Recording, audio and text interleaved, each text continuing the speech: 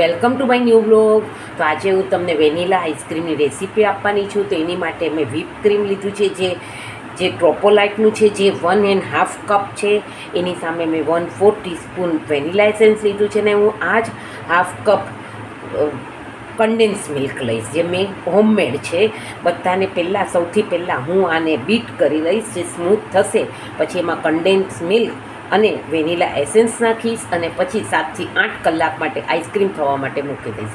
તો સૌ પ્રથમ આપણે આને બીટ કરી લઈએ. તમે જોઈ શકો છો મેં હાફ કપ આ હોમમેડ કન્ડેન્સ મિલ્ક લીધું છે. આપણે સૌ પ્રથમ આને બીટ કરી લઈએ, એકદમ સ્મૂથ થાય એટલે કન્ડેન્સ મિલ્ક અને વેનીલા એસેન્સ એમાં નાખી અને પછી એને આપણે ફ્રીઝમાં આઈસ્ક્રીમ થવા માટે મૂકી દઈશું. આ કન્ડેન્સ મિલ્કને હું બીટ કરી રહી છું. તમે જોઈ રહ્યા છો આ કન્ડેન્સ મિલ્કને હું બીટ કરી રહી છું. આને હું એકદમ સ્મૂથ કરી નાખીશ. તમે જોઈ શકો છો આપણું એકદમ જ ડબલ થઈ ગયું છે અને એકદમ સ્મૂથ થઈ ગયું છે. હવે હું આમાં અડધો કપ હોમમેડ કન્ડેન્સ મિલ્ક નાખીશ અને વેનીલા એસેન્સ નાખીશ અને ફરીથી આને બીટ કરીશ.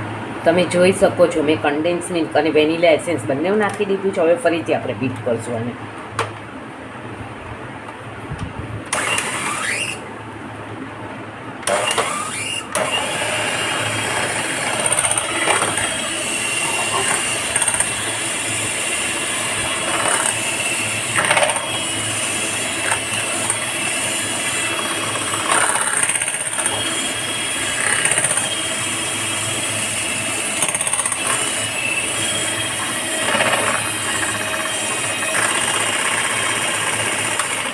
આને 5 થી 7 મિનિટ બીટ કર્યા પછી બધું જ એકરસ થઈ ગયું છે. હવે હું એને એરટાઈટ ડબ્બામાં 5 થી 7 કલાક માટે આને આઈસ્ક્રીમ જમવા માટે મૂકી દઈશ. તો તમે જોઈ શકો છો મેં આમાં આઈસ્ક્રીમ ફ્રીઝરમાં મૂકવા માટે એટલે કે આઈસ્ક્રીમ જમાવવા માટે તૈયાર કરી લીધું છે. હવે 7 થી 8 કલાક માટે હું એને ફ્રીઝરમાં મૂકીશ.